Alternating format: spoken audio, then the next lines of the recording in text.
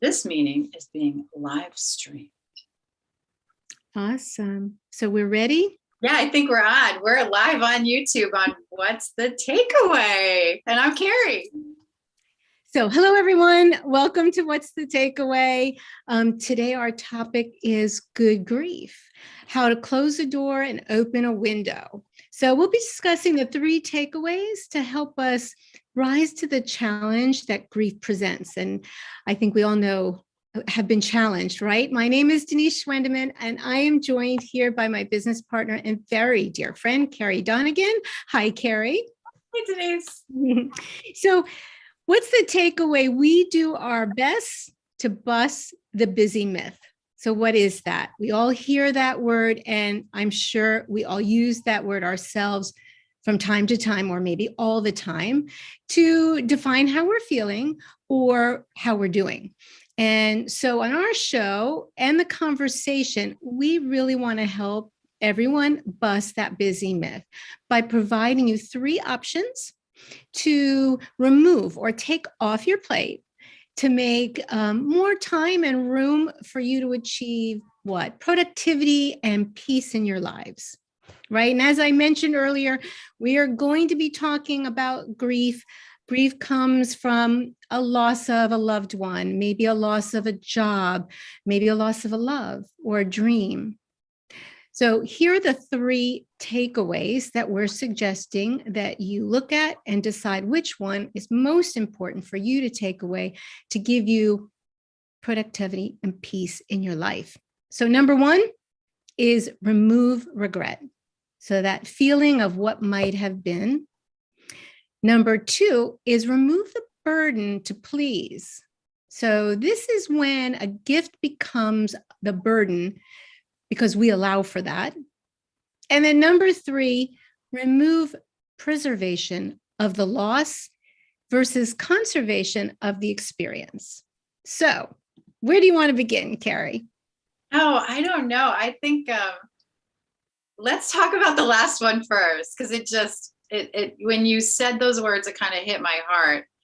And you said, the preservation of the loss versus the conservation of the gift. I'm going to even say conversation of the love. One of the things you said to me earlier when we were talking about the subject is nothing is a loss if you didn't love it, right? Like right. No one ever comes home from work and says, darn it, there was no traffic today. I got home in 10 minutes. It was so easy. I didn't hit a red light, right? Like nobody takes something that's easy and fun and enjoyable, or something that's horrible, I should say, right? Something like traffic or doing your taxes or something like that, right? Like nobody takes those things and says, oh, I didn't have to pay my taxes this year. Like it's just not happening. So sad. But when we have those gifts in our life, and those gifts can be, the most precious are the ones that come in human form, right? But they can also come in the form of a dear pet. They can come in the form of a home. One of the things I read recently was the hardest thing for people to do is actually sell their home. Even if they want to sell their home, right? So we have these, could be job, could be so many things, so many things. And I think all of us probably watching this show, when we think of a loss, the first one that's coming to our head is probably something that we love dearly or something that happened recently. But it's personal to us, right? So we can't define other people's losses for them. And what I'm thinking of might be different from what you're thinking of, and for the audience too. So let's at least understand how beautiful it is that we're feeling the loss, because it means that something very beautiful, something very loving, something gorgeous was ours, and now it's gone. And I wanted to talk a little bit about practice in Japan called kintsugi, and I apologize if I'm not pronouncing that correctly, but it's the art of taking broken pottery and filling the cracks with gold. So they actually don't take broken pottery and throw it away. They reassemble it, and they reassemble it with this liquid gold that forms a very, very hard bond. So in fact, the bonds that holds the pieces together of this pottery is stronger than the pottery itself. And if you've ever seen it, it's just gorgeous. I mean, it's just spectacular looking. And I actually, years ago, I actually was so sad over something. I said to my mom, I said, I feel like a broken dish. It wasn't pottery, I guess, but it's so funny that there is actually a thing. I remember feeling that way. And she said to me, you know, that there are ways to glue that back together. And she was speaking metaphorically, but it's kind of cool that there's a real thing out there for it too. But we cannot reassemble the dish as it was. We can't reassemble the pottery as it was, but we can conserve it, which means that we can use it, right?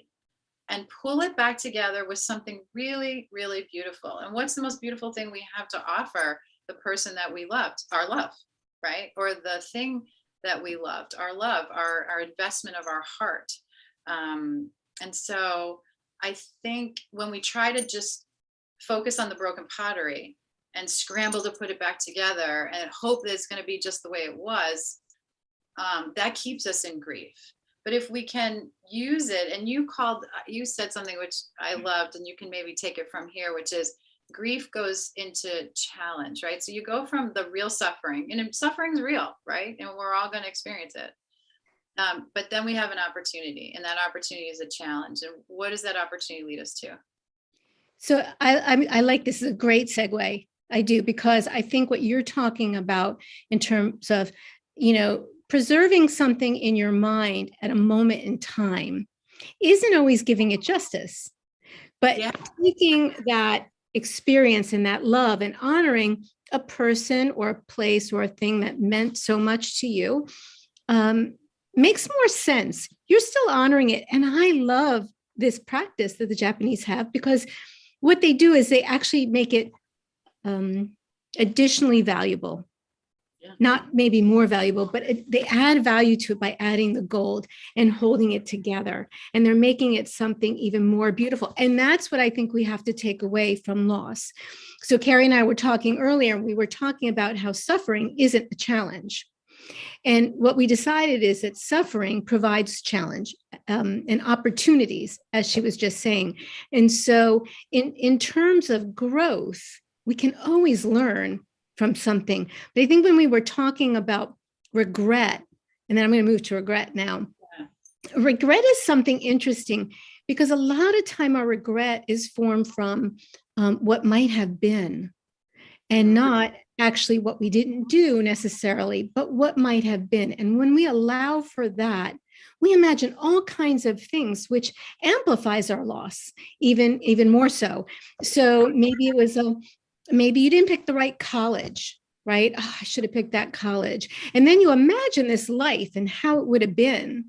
But in actuality, we don't really know that that's true. And that's really something, it's called counterfactual. Oh, don't you know? There's a term. Counterfactual. It is an actual term, and they've done a lot of studies on it. And it really makes a lot of sense. So it's a phenomenon of thinking of what might have been. Right. And the big cause or the areas in play that greatly triggered this lack motion, like this, oh my gosh, I regret this so much. So I really enjoyed that phrase, because I think that's what we do. I think in the times we're living in now,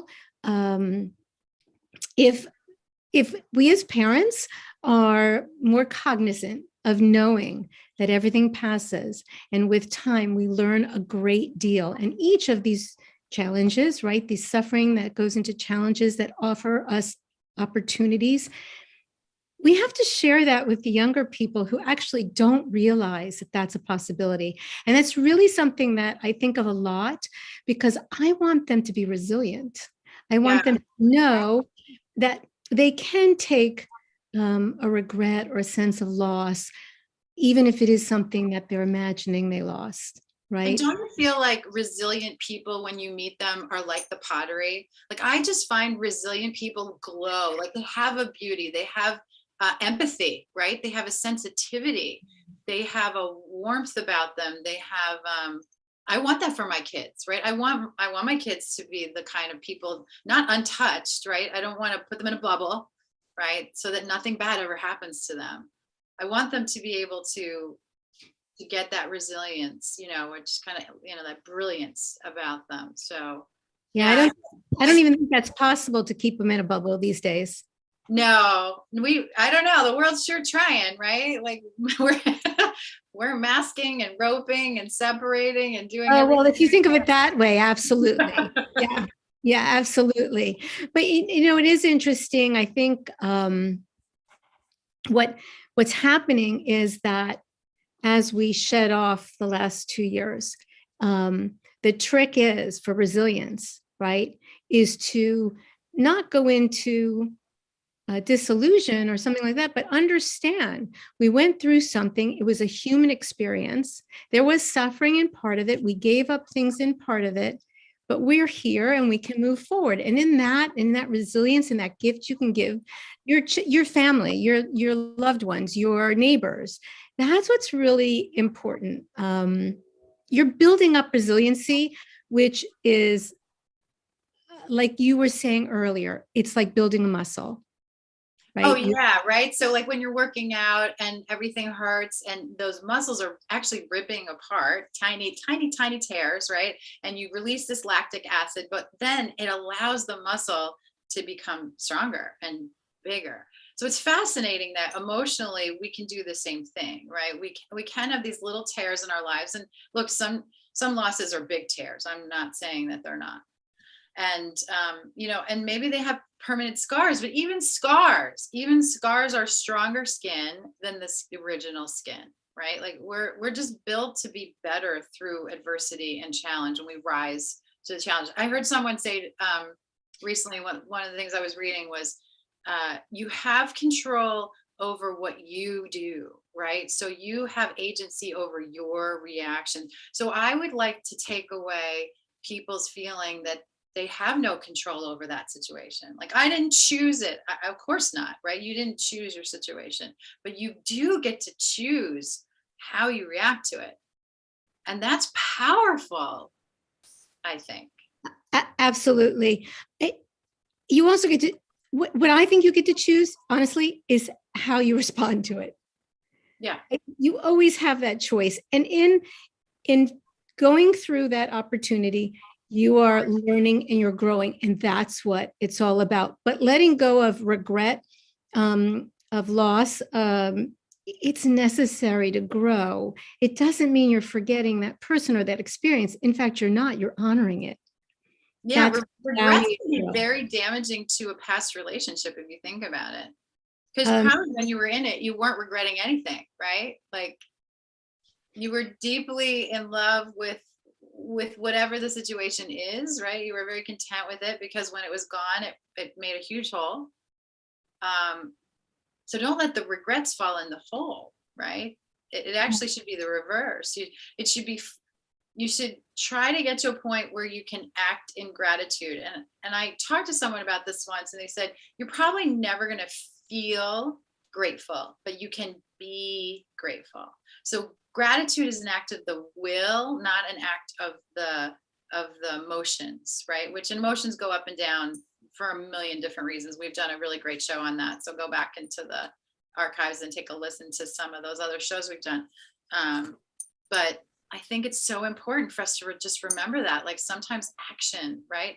Just, wake up being grateful for something that had to do with that particular situation. I know you've had a particularly significant loss recently. And one of the things I've loved is you're sharing those grateful things that were abounding in that situation.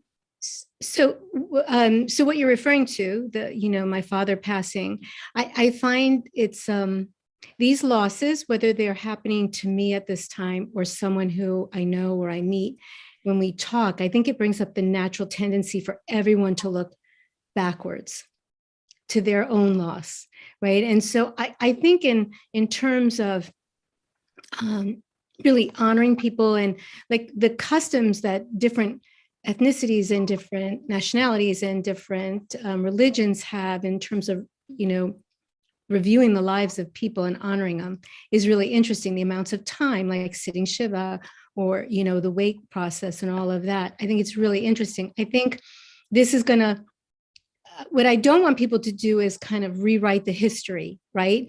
We want to let go of that regret. We want to be able to share how we felt about these people. We want other people to have healing as well, sharing their stories with us, which I actually think brings us to our third one, which is removing the burden to please. Yes. I really think this is a nice segue into this. There are a lot of things that happen in this process of grieving, whether it's a loss. So we're talking about a loss of life and someone who we love dearly, right? But there are many different kinds of loss. And in that, when people reach out to you, in whatever way they do, that's a gift from them to you. That's them saying, I see you and I feel for you and I'm here for you. What we have to understand is that does not mean that we have to give that back. And that's what we do. We're constantly, okay, I got to write the thank you notes. I have to do this. I have to do that. And instead of taking that time to heal from whatever the loss is, we are busy being busy. Yeah. Like we're actually robbing ourselves of a really important transitional period.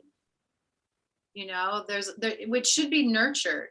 That moment of transition needs to be nurtured for both parties. I think the person you lost and then the person you are. I agree. And so this is not true for everybody. Writing a thank you note for some people is very cathartic. It allows them to express their gratitude, but it also allows them to talk about whatever this, matter is at hand, loss at hand. So I think that's super. I really think it's beneficial if it's beneficial to you. If it is not, you need to walk away from it. Right. Take it away. Just take it away. That just becomes a big burden. And so my friends are very loving and very beautiful. And they know that when I send them a text or when I pick up the phone and say, this meant so much to me, they know it means they're probably not going to get a card. It's not that I don't want to send a card. Carrie knows. It's not that I don't want to send a card. It's that it's never for me a timely matter. And then if I allow it to sit, on my heart and in my head, that's never good. And that's not what the person intended. No. So you have to let that go. So Carrie, I want to talk about two beautiful blends that are spectacular and that are perfect for these times of loss. And loss is everything, right? It could be a relationship, it could be a divorce. Like you said, it could be selling a house that you raised your kids in, that you love, but it's just not appropriate right now. You want to downsize, you want to do something different. There's still a loss. So we have two blends that we really, Carrie and I both just love. One is called Peace. Can you see it? Peace. Yeah. And that's our reassuring blend. And the other one is called Forgive. Right? We talked about forgive a little bit last time. That's our renewing blend. So think about both of those for time like loss, reassuring and renewing. And they have gorgeous oils. Like Forgive has spruce, has arborvitae, has nuka, has myrrh. Okay, so all these oils. A walk in the woods. Right? What's more renewing than going and taking a walk in the woods? Agreed. And think about what they do also. A lot of these oils, so citronella's in it, arborvitae is a big one. They actually ward off like unwanted pests, right? And support our well-being. So maybe that's unwanted thoughts, but it brings benefit of peace and maybe turning a little resentment or maybe inner judgment and just allowing and accepting. So I have to tell you that I give peace more when I go to wakes and funerals or I send as a gift than anything, because that's what I'm wishing people. Yeah.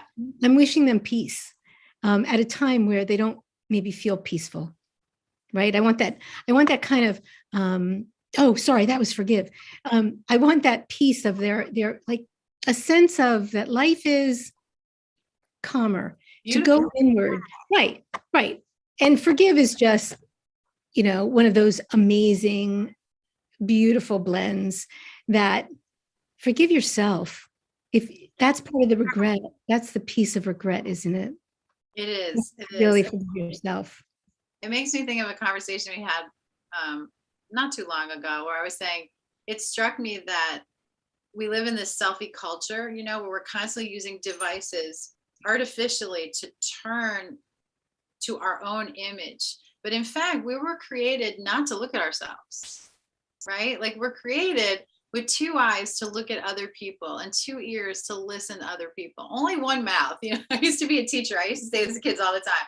Like you only have one mouth, two ears, two eyes. Like you're supposed to pay attention. Right? Like stop talking. But the truth is that we have so much to offer people when we can focus on them. And in turn, I think we get so much more from it. We don't really get, like, there's no chemical release from taking a selfie. I mean, they've shown that, but if like you're walking through the park and you got this family and they're trying to like take a picture and the kids are screaming and you walk over and you like help them out and you take a picture of them, you feel good, they feel good, right? It's like a whole different experience instead of you walking around kind of going, look at me, look at me, look at me. I just feel like we should kind of go back to our original design and learn from it. 100% agree. I like what you said about listening. Sometimes that's the best gift we can give someone, right? So maybe take away the inner monologue that's going on in your head when you're coming to, support and help someone. Just listen. Sometimes that's all they need. And you may listen to the same story over and over again, but at that time, that's what they need to do. And we've talked about this, that frequently people will share their own story to show them that it helps to, it happens to other people, to show them that there's another side. But sometimes if you just listen, it really helps the most. Yeah. And I think we have to be, I guess we're really talking about people who are in grief themselves, right? If we're going to close doors, right? Or maybe the door got closed on us. We didn't actually close the door, right? The door just got closed. We have this thing in our brain called an amygdala, and it's full of negative things, right? It's 75% negative, and it's constantly pointing us to negative things to keep us out of danger. But the bad side of that is it keeps us constantly looking at negative things, right? So once you're aware of that, like when I was aware of that, I was like, oh, well, that amygdala is not going to have control over my life, right? Like I'm gonna start telling it what to do. And so just being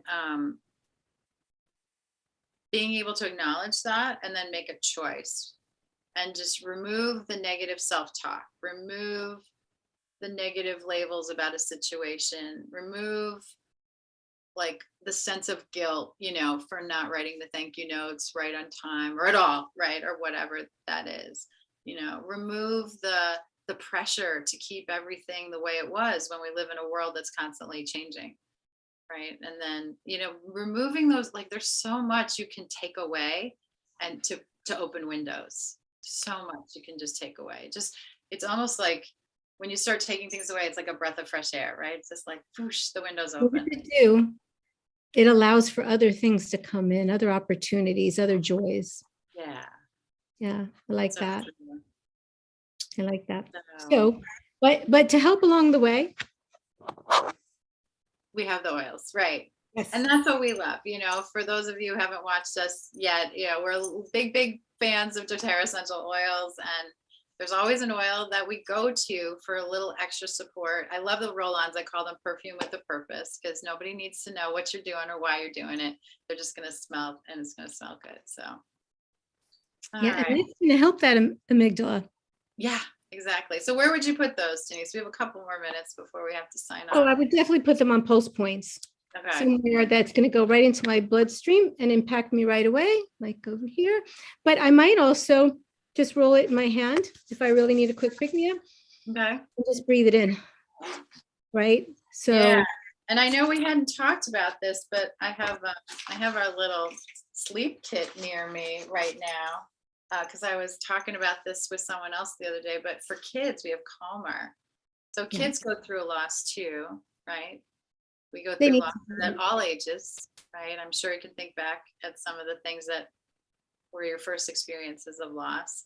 And so it's fun to be able to give kids something safe that they can use. So, and I like it too.